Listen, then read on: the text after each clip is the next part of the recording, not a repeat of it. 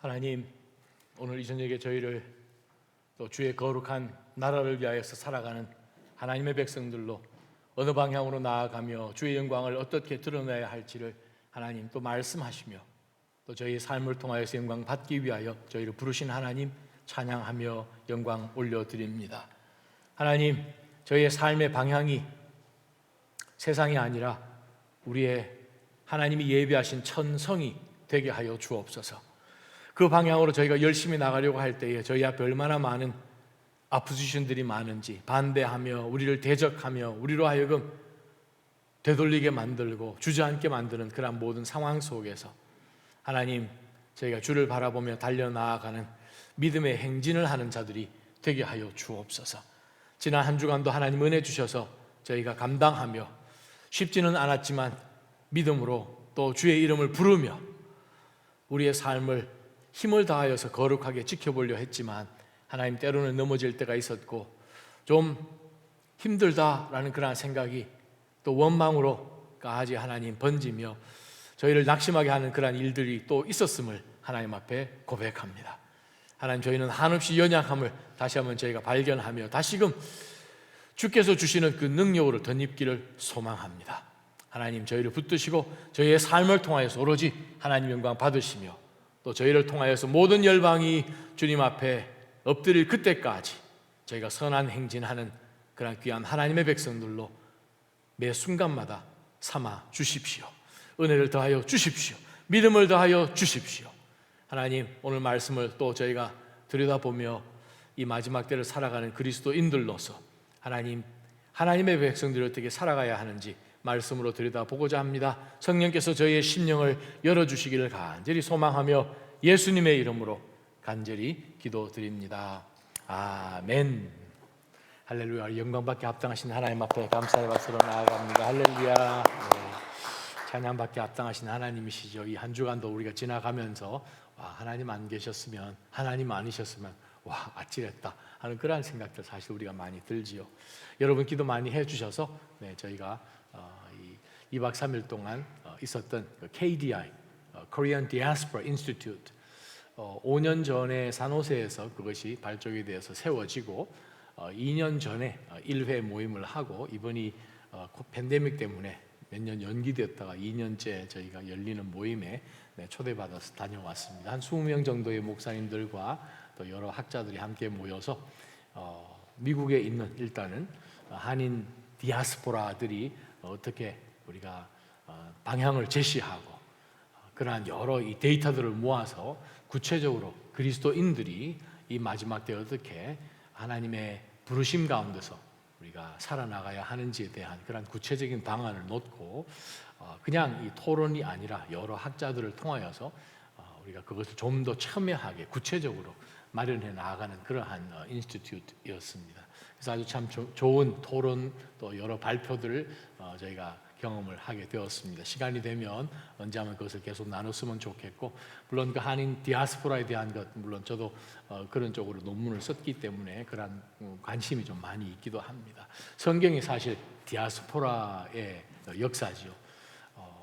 하나님께서 바로 이 에덴 동산을 벗어나게 하면서부터 디아스포라가 시작이 되고 신약을 통하여서 예수 그리스도께서 디아스포라로 오셨고 하나님의 백성들로 하여금 우리가 이 땅에 났기 때문에 이 땅에 그냥 사는 것이 아니라 원래 우리 소속은 하나님 나라인 것을 예수 그리스도를 통하여서 이미 회복시켜 주셨기 때문에 구약에 살았던 수많은 개인들과 민족이, 이스라엘 백성들이, 또 신약에 등장하는 모든 그리스도인들이 디아스포라의 삶인 것을 우리가 다시 깨닫게 되지요.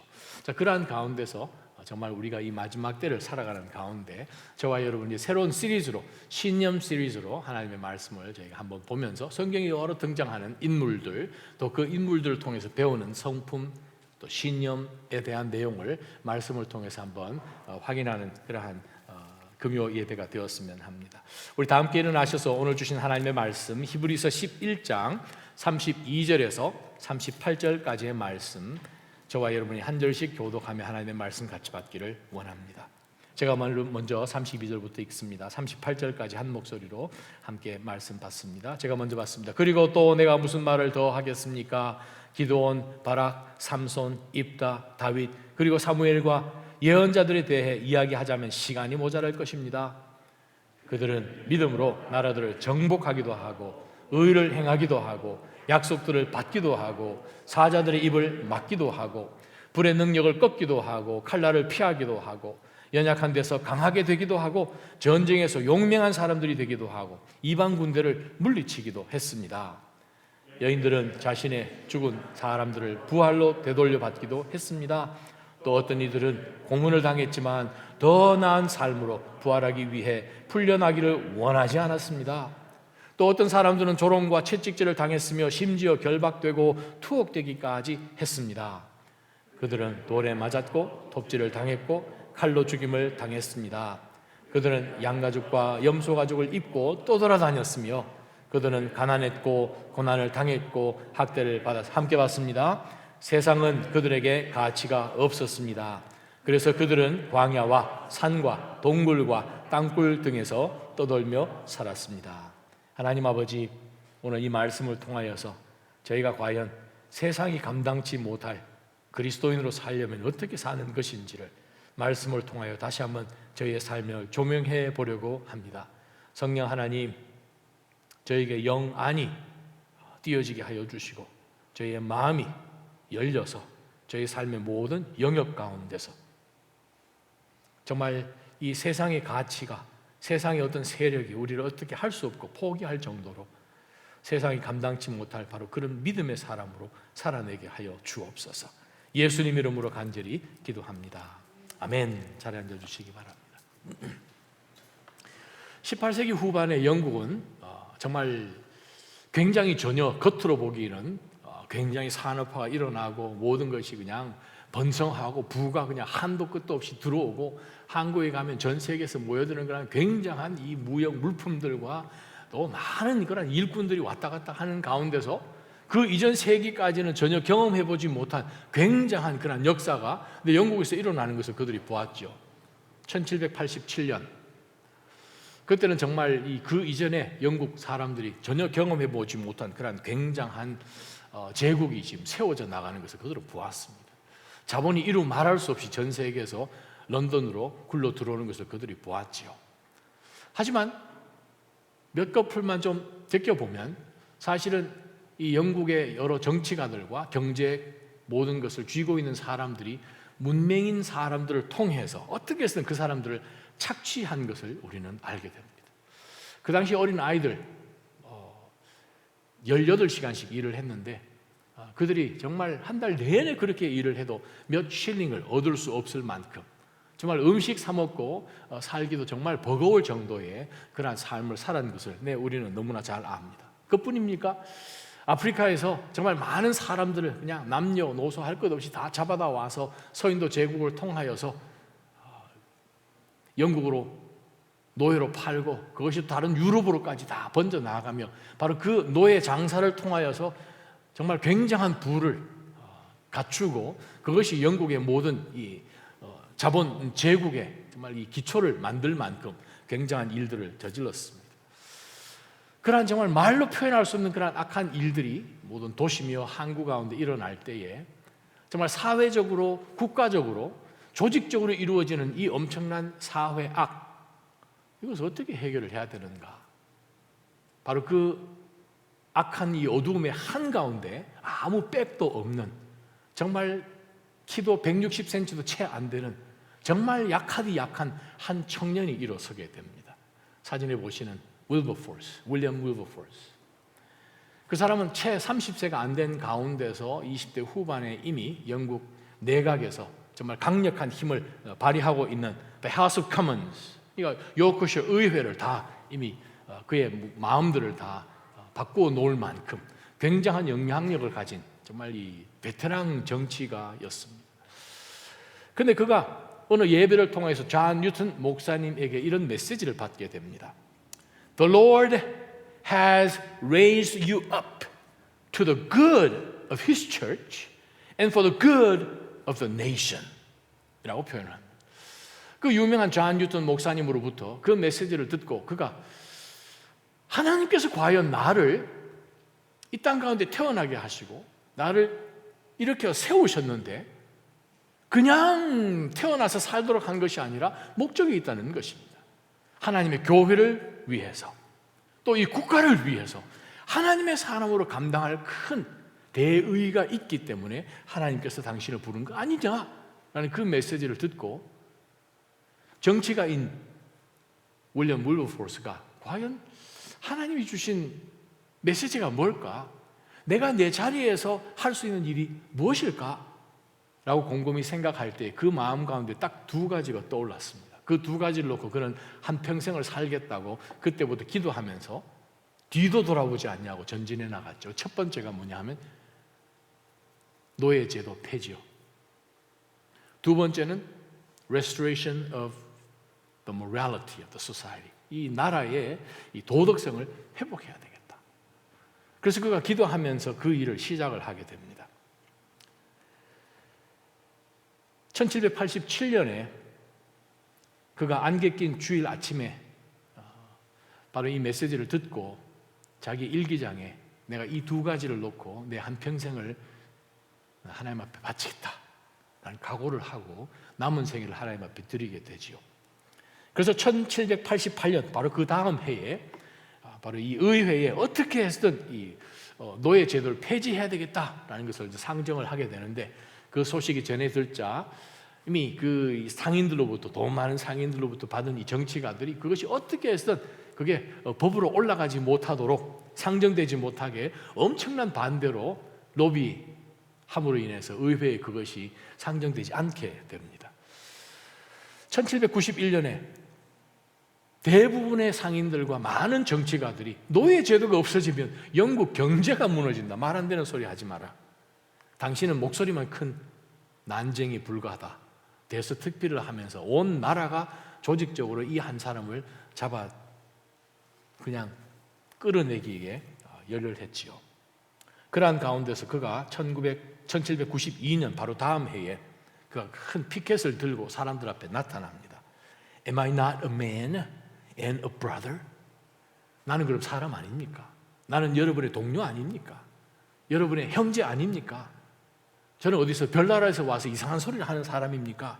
라고 이야기하면서 사람들로 하여금 정말 목숨을 걸고 만들어 놓은 이 설탕, 이 불매운동 해야 된다.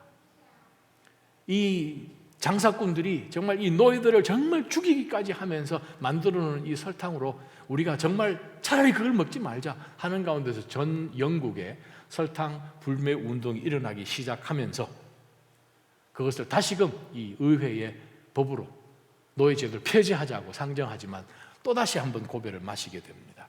자, 그러한 가운데서 그가 The Society for the Education of Africans, 어떻게 해서든 이 아프리카에서 잡아온 이 노예들을 교육을 시켜야 되겠다. 또 정말 가난한 가운데서 그것을 벗어나지 못하고 이것이 운명이라 생각을 하는 정말 자포자기한 사회의 많은 사람들을 우리가 어떻게 해서든 도와줘야 되겠다 하는 가운데서 그 법안을 제출하게 됩니다. 수음으로 표현할 수 없는 그러한 이 전투 현장 가운데서 20년을 그렇게 싸우다가 마침내 1807년 2월 4일 날 노예 거래 금지법이 영국 의회를 통과하게 됩니다. 그러고 난 다음에 그것을 끝난 것이 아니라 이 노예 제도 자체를 완전히 그냥 이 영국에서 벗어내는 것, Total Freedom 이란 그 안을 영국 의회에다 제출했는데 바로 그 말도 안 되는 그 꿈이 노예 제도 자체가 팔고 사고 하는 그 정도가 아니라 아예 그 자체를 없애고 이들에게 자유권을 주자 하는 그것이 그가 눈 감기 3일 전 1833년에 그것이 의회에서 통과가 되고 그것을 여파로 하여서 30년 후에 미국 땅에서 노예 제도가 영향이 있고 여러분이 잘 아시는 에이브럼 링컨을 통하여서 미국에도 동일하게 노예 제도가 폐지가 되는 것이 에이브럼 링컨이 한 것이 아니고 바로 영국 윌리엄 윌버포스라는 한 그리스도인을 통해서 그것이 전 유럽에게 퍼진 것을 우리는 역사를 통해서 너무나 잘 압니다. 여기서 우리가 발견하는 것이 있습니다. 도대체 무엇으로 하여금 이 한 사람으로 하여금 그렇게 made him tick 하게 했느냐? 무엇이 이 사람으로 하여금 정말 그 시대 가운데 누구도 동조하고 동의할 수 없는 말도 안 되는 그 한 비전을 갖고 그가 달려나갔는가? 오늘 우리 본문을 보게 되면 등장하는 한 표현법이 있습니다. 38절 우리말 성경에는 세상은 그들에게 가치가 없었습니다. 개역 개정 가운데는 세상이 그들을 감당치 못했습니다. 세상이 그들을 감당치 못한 이유가 무엇입니까? 그것은 이 세상이 그런 사람들에게 줄 게 없다는 거죠. 이 세상이 그 사람에게 보상할 것이 이 세상 가운데 없다라고 표현입니다. 다른 말로 뒤집어서 생각하면 이러한 종류의 사람들은 세상에서 얻을 게 없습니다. 세상에서 보상받을 것이 없고 하나님 나라 가서 얻을 것임을 알기 때문에 이 세상이 목숨 걸고 그것을 움켜쥐려고 하는 그것에 과감하게 그것은 아닙니다 라고 선포하며 사람들로 하여금 더 영원한 것에 시선이 가게끔 믿음을 갖고 싸웠던 사람들이지요. 우리가 11장의 결론 부분이 우리 마지막 저와 여러분이 읽었던 오늘 본문의 이야기입니다. 믿음. 그러나 11장에 등장하는 정말 수많은 이 많은 믿음의 사람들을 우리가 히브리서 11장에서 믿음장이라고 표현하면서 우리가 이 본문의 말씀을 읽지만 여러분 사실 믿음이라는 것이 무엇입니까? 믿음이라는 것은 어떤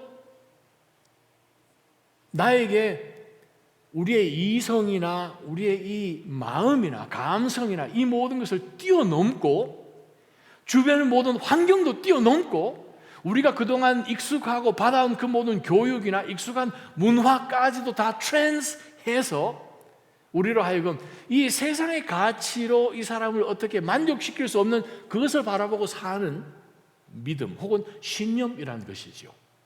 그래서 오늘 본문 가운데서 우리가 읽은 것이 그렇게 산 사람, 그런 신념을 갖고 산 사람이 어디 뭐 한둘이겠습니까? 시간이 모자랍니다. 그 사람 이름들 다 얘기하려면 그러한 신념을 가졌기 때문에 나라 정복하기도 하고 정복하기도 어려운 때 또 의를 행하기도 하고 또 말도 안 되는 그 약속을 자기가 살아가는 생애 가운데 일생 동안에는 얻지 못하지만 약속을 받고 눈을 감고 후세대에게 그것을 넘겨줄 수 있는 굉장한 레거시를 가졌다는 거죠. 뭐 요셉이겠죠. 내 여기서 죽고 내 시신이 묻히지만 반드시 하나님은 신실하셔서 우리 조상 대대로 언약으로 주신 그 말씀 우리로 하여금 이 땅에서 나가게끔 하시는 그 독립의 날이 오니까 그때 반드시 내 묘를 파서 내 육을 담아가지고 갖고 나가라 그 약속을 받은 거지요. 또 어떤 사람은 불의 능력을 꺾기도 하고 그죠? 뭐 엘리사 시대 때 등장한 사건 아닙니까? 칼날을 피하기도 하고 전쟁 가운데서 또 연약한 가운데서 강하게 되는 것 얼마나 많이 있습니까? 용맹하고 이방 사람 또 죽은 수냄 여인부터 시작하여서 자기 아들 다시 살려내는 그러한 놀라운 부활의 경험도 하게 되고 고문당하지만 더 나은 삶으로 부활하기 위해서 풀려나기를 원하지 않았고 뭐 스데반 같은 경우겠지요. 조롱과 채찍과 심지어 투옥되고 정말 말도 안 되게 돌 맞고 톱질 당하고 칼로 죽임 당하고 양가죽, 염소 가죽 뒤집고 그냥 살 데가 없어가지고 광야, 산, 동굴, 땅굴 왜 그렇게 삽니까? 미쳤지. 얼마든지 그냥 약간만 그 사람들을 수용하게 되면 요즘 우리가 살고 있는 포스모더니즘 약간만 그들도 허용하고 그냥 인정해주고 서로 리스펙트 하게 되면 얼마든지 편하게 살 텐데 근데 그들은 세상이 감당치 못했다는 거죠. 그래야 우리는 그 사람들을 뭐로 부릅니까? 믿음의 사람이라고 부른다는 거죠. 그런데 사실은 히브리서 11장에 등장하는 모든 이 믿음의 케이스를 이해를 하려면 바로 이 믿음장이 시작된 10장부터 읽어야 11장이 이해가 됩니다. 여러분 성경책 가지고 계시면 10장을 한번 펴보시기 바랍니다. 그것이 어디부터 시작되는가 하면 10장 32절부터 시작이에요.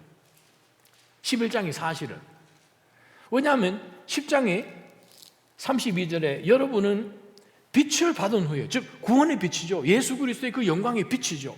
빛을 받은 후에 고난 가운데 큰 이 싸움을 이겨낸 지난 날들을 기억하셔야 됩니다. 그전에는 그냥 괜찮았어요. 그냥 뭐 적당하게 묻어가면서 모든 사람이 그렇게 사니까 Just do it. 세상의 가치관이잖아요. 너 하고 싶은 대로 해라. Just do it. 그런데 빛을 받았다는 거예요. 그 빛을 딱 보는 순간 지금까지 내가 동굴 안에서 촛불 들고 살다가 촛불이 꺼지면 어떨까 하는 가운데서 그냥 조마조마하면서 살다가 동굴 밖에서 햇빛을 봐버렸네요. 이건 촛불이 연연할 수가 없는 거죠. 햇빛을 보고 난 다음에. 자, 그러한 가운데서 그 영광의 빛을 보고 난 다음에 우리가 그 믿음을 지키려고 살아갈 때에 고난당했던 것 꼭 기억하십시오. 여러분은 때로 비방, 환난 당하고 공개적인 구경거리 되고 때로는 이렇게 살아가는 사람들의 동료가 여러 가지 자기 혼자인 줄 알았더니 보니까 여러 믿음 가운데 그 길을 가는 사람들이 있는 거예요. 눈물 가운데 눈빛만 봐도 어떻게 살았는지 아는 거죠. 이번 KDI 미팅 갔을 때 제 옆자리에 앉아있는 분이 한 분, 목사님은 아니고 목사님 아들이신데 의사예요. 이름이 신기해.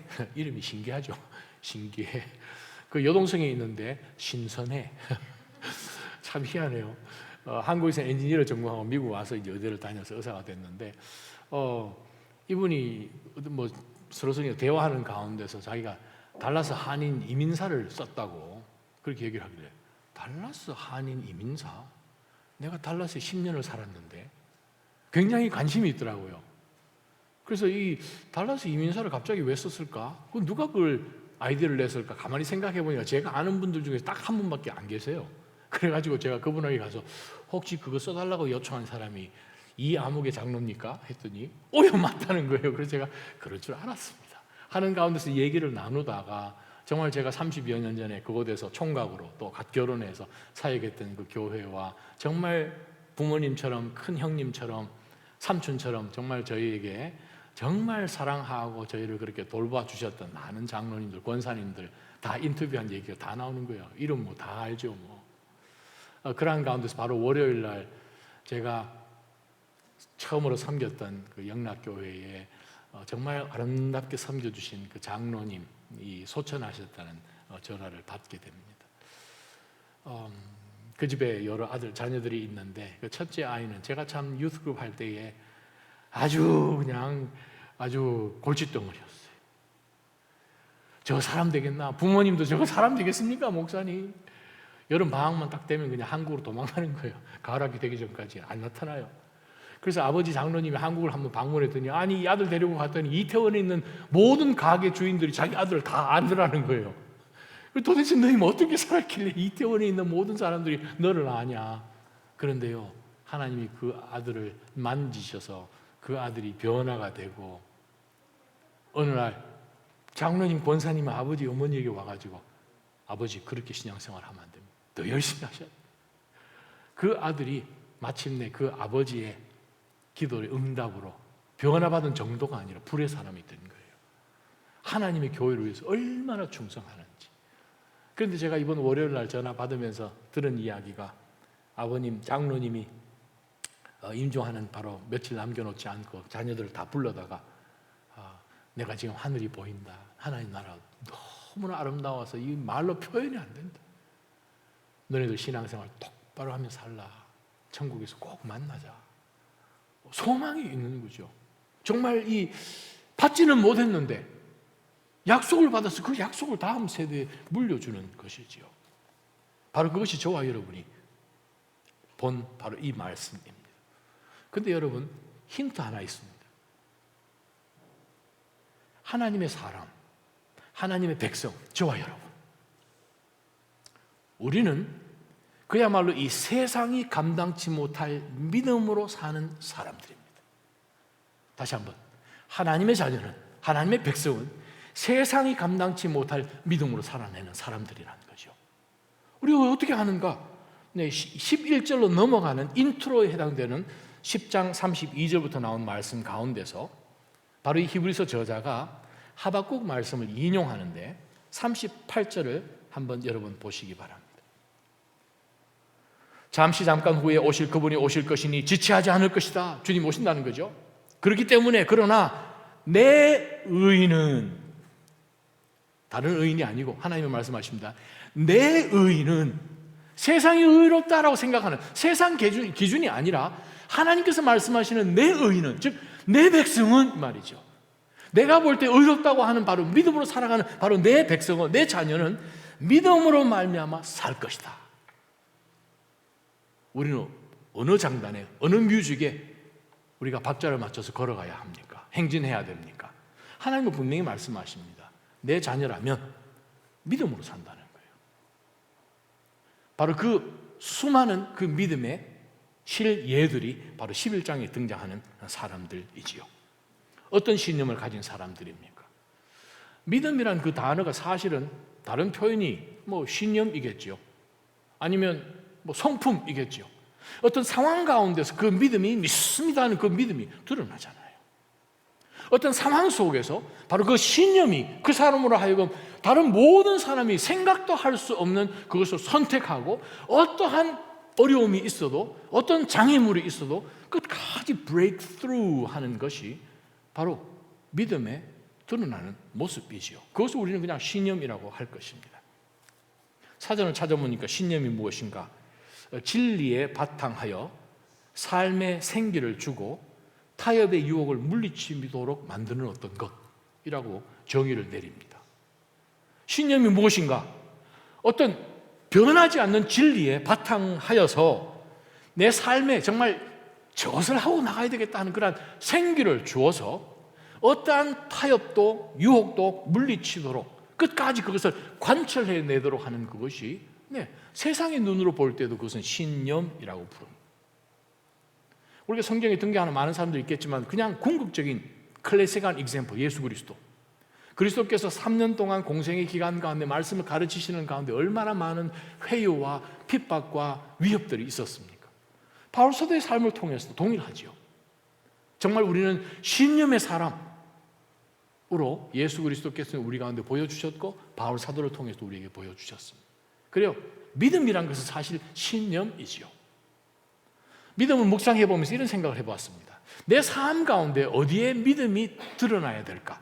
내 신념이 어디서 드러나야 될까? 우리는 윌버포스가 아니기 때문에 무슨 정치하는 가운데서 어떤 법 제도를 만들어서 그것을 상정하고 그렇게까지는 안 되더라도 그냥 쉽게 한번 오늘 본문을 통해서 생각해 보자 하는 가운데서 faith라는 단어를 한번 생각해 보았습니다.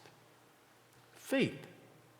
내 삶 가운데서 어떠한 신념을 갖고 살면 될까? finances. F. 내가 물질을, 돈을 열심히 버는데 왜 벌어? 이것을 벌어서 뭐 하는가? 나는 과연 이 물질이 하나님께로부터 왔고 잠언 말씀처럼 나로 하여금 일할 수 있는 능력까지 주셔서 나는 천직에 불과하다라는 그러한 생각을 갖고 그러한 분명한 믿음, 신념을 갖고 나는 살아가는 것인가? 그렇게 산다면 나의 모든 파이낸스 가운데서 하나님의 영광을 구할 수밖에 없겠지요. A. attitudes. 심령에 관한 내용이죠. 물질에 관한 것뿐만 아니라 바로 내 속에 있는 어떤 마음에 관한 것이지요. 내가 이것을 할 때에 내 마음이 100%인가? 아니면 반심인가? 아니면 무심인가? 전심인가? 하는 그런 생각을 우리가 한번 해봐야 되죠. 왜냐하면 하나님께서 내가 이 일을 함에 있어서 하나님이 내 마음을 보고 계시는가? 아니면 나는 그냥 주변 사람들의 판단과 시선이 오히려 더 중요해서 하나님보다는 내 마음이 사람들 쪽으로 좀 더 tilt 되지는 않았는가 하는 생각을 해볼 때 우리는 믿음을 갖고 내 마음조차도 하나님을 신뢰하니까 하나님을 믿으니까 내 마음조차도 하나님께 온전히 향했기 때문에 바로 이러한 마음으로 전심으로 나아가고 있는가라고 생각을 해보겠죠. 아이디어스, 내 모든 생각들, 사고체계들, 나의 계획 하나님, 정말 하나님의 영광이 드러날 수 있는 그러한 이 아이디어를 주십시오 하면서 우리가 정말 기도하는 가운데 하나님, 내가 이러이러한 생각이 있는데 하나님 이러이러한 계획을 갖고 있는데 하나님 좀 도와주십시오. 어떻게 하면 좋겠습니까? 하는 가운데서 우리의 모든 삶의 그런 경험들, 그 모든 영역 가운데서도 우리로 하여금 어떤 신념을 하나님께 구하고 있는가? 네 번째는 쉬운 부분이죠. 어떻게 보면 살다 보면 우리가 얼마나 많은 고난의 시간, 시련들을 우리가 만나게 됩니까?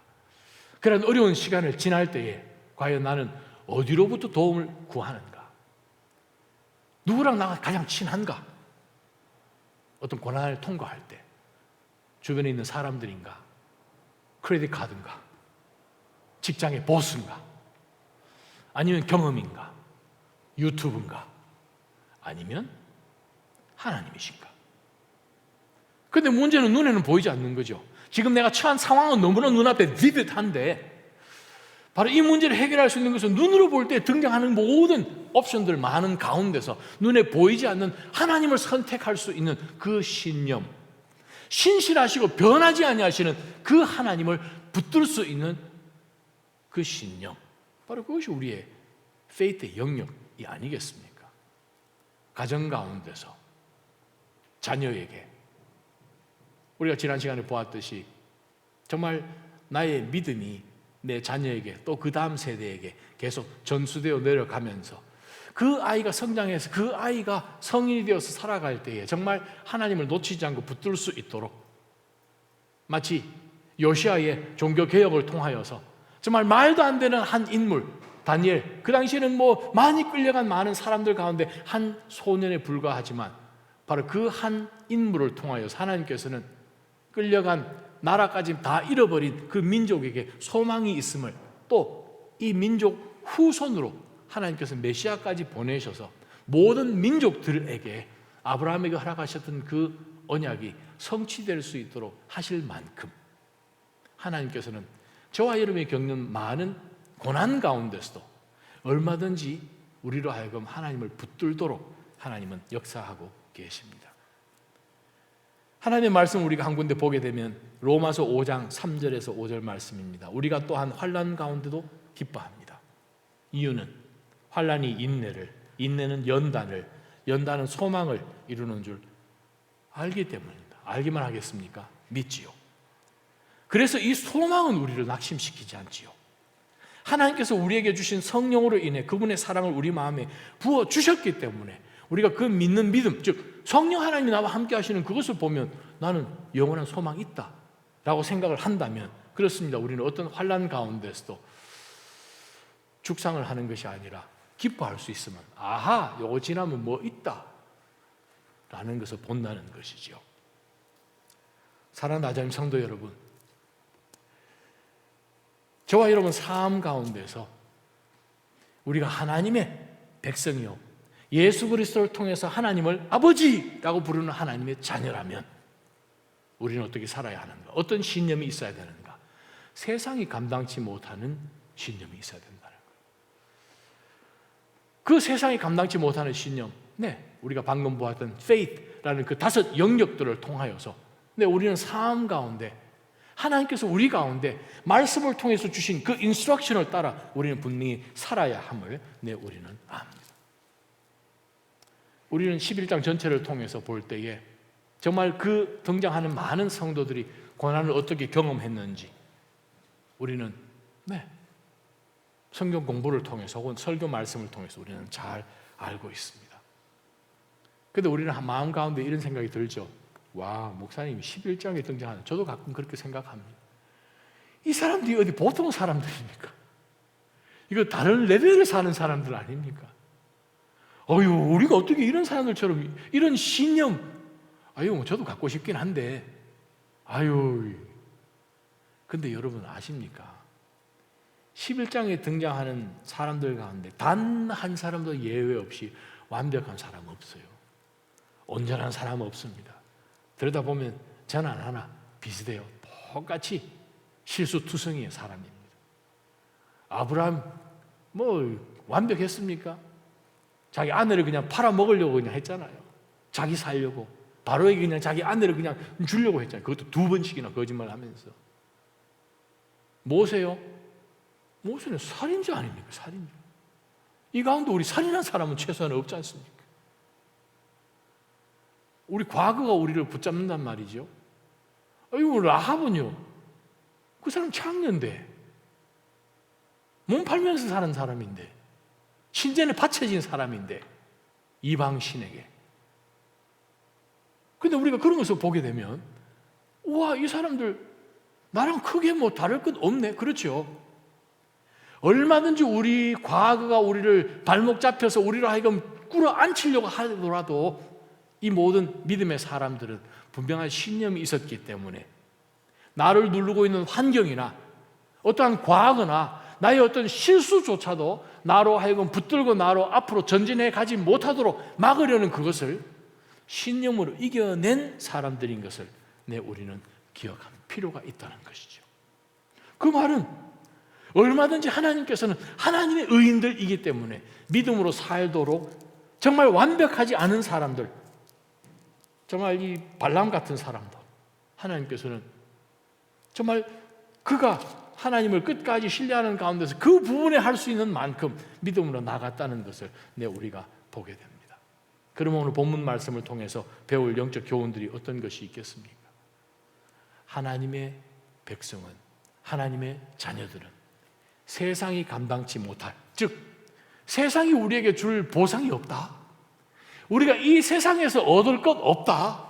내가 주를 위해 사는 이유는 이 세상 살아가는 가운데서 이 세상으로부터 어떤 컴pensation을 얻어야 되겠다 할 것이 전혀 없다는 사실을 믿고 그 신념 갖고 위의 것을 바라보며 사는 사람이라는 것이죠. 그것 하나 놓치지 마시기를 주님의 이름으로 축원합니다. 믿음으로 산다는 의미가 무엇입니까? 내 의인은 오직 믿음으로 살리라. 믿음으로 산다는 의미가 무엇입니까? 그것은 눈으로 보는 것으로 살지 않는다는 의미겠죠. 눈으로 본다는 것은 내가 경험하는 것이고, 눈으로 보니까 좋은 것이고, 좀 더 큰 것이고, 좀 더 멋있는 것이고, 업데이트된 것이고, 레이리스트 된 것이고, 그것을 쫓아가는 것이 아니라 세상 것을 다 내려놓고 산다는 의미이겠지요. 하나님 나라에 가서 거기서 온전한 것을 받을 것을 소망하면서 이 땅 가운데 있는 모든 것은 느슨하게 잡고 필요하면 땅굴 들어가서 살고 하는 것이겠지요. 이번에 KDI에 가서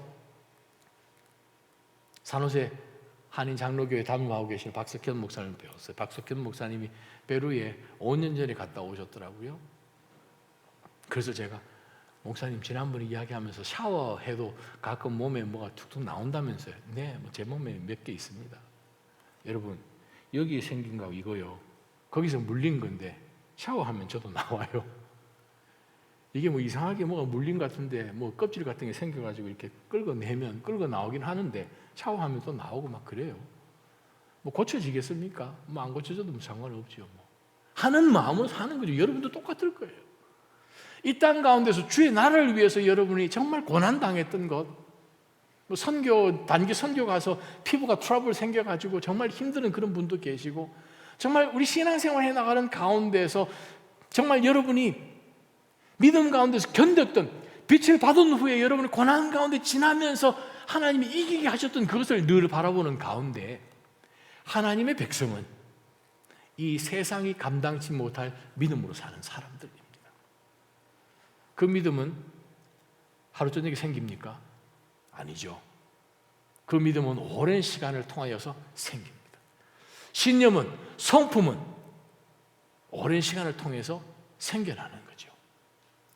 그냥 오랜 시간만 지나면 생겨납니까? 그렇지 않죠. 그 매 순간순간 지날 때마다 faith, 바로 그 영역 가운데서 짧은 선택이지만 그 순간순간마다 하나님이 기뻐하실 것을 믿음으로 선택하면서 그 하루를 지나고 또 믿음으로 선택하고 그 하루를 지날 때에 생겨나는 것이 신념이고 믿음이겠지요. 그것이 성품이겠지요. 겉으로 보면 당장은 안 드러나지만 어떤 결정적인 순간, 어떤 위기 상황 가운데 내 삶 가운데 그냥 everyday as usual 가다가 어느 한순간 뭐가 딱 나타났을 때에 위기에 처했을 때 딱 드러나는 것이 믿음 있는 사람과 믿음 없는 사람의 반응 아니겠습니까?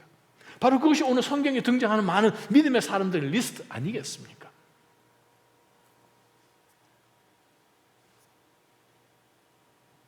여러분이 잘 아시는 애나 프랭크, 2차 대전 때에 정말 그 포로 수용소를 정말 경험하면서 바로 거기서 일어나는 모든 일들을 일기로 기록한 유명한 말 있죠. 그분이 쓰신, 애나 프랭크가 쓴 바로 그 글을 보게 되면 자기 아빠가 이야기해 준 이야기를 했습니다. 이스라엘에 가게 되면 애나 프랭크 이렇게 전시되어 있는 그런 박물관도 있는데 All children must look after their own upbringing. 자녀들은 자기가 어떻게 성장해 왔는지를 항상 눈여겨봐야 됩니다. Parents can only give good advice. 부모님들이야 우리에게 좋은 조언들은 중간중간에 해줄 수 있죠. Or put them on the right path. 이 길을 가야 된다 라고 그냥 길 안내를 해주겠죠. But the final forming of a person's character lies in their own hands. 그래요. 각자의 삶은 부모님이 얼마든지 인도해 줄 수는 있지만 우리 모두의 삶은, 특별히 우리 자녀들의 삶은 그 자녀가 직접 선택하는 그 모든 선택들이 이어져서 그 사람의 캐릭터가 만들어진다라는 굉장한 말을 자기 아버지가 한 것을 그 일기에 적어 놓은 거예요. 그래요. 꼭 하나님 말씀 같잖아요. 우리가 정말 삼손 같은 그러한 인생이 태어나도 하나님께서 굉장한 그 일을, 하나님께서 정말 수태고지를 주어서 태어나기 전부터 굉장한 일을 주었지만 선택하는 그 하나하나가 쌓임으로 인하여서 인생이 만들어지고 믿음이 만들어지고 성품이 만들어지는 것이지요. 우리가 그리스도인 성인으로 살지만 우리가 정말 잊지 말고 기억해야 될 것은 무엇인가? 매 순간순간이 하나님 앞에서 나의 믿음과 나의 성품을 계속해서 키워내는 것임을 우리가 기억해야 합니다. 그렇다면 우리가 첫 번째 붙들 영적 교훈이 바로 그것입니다.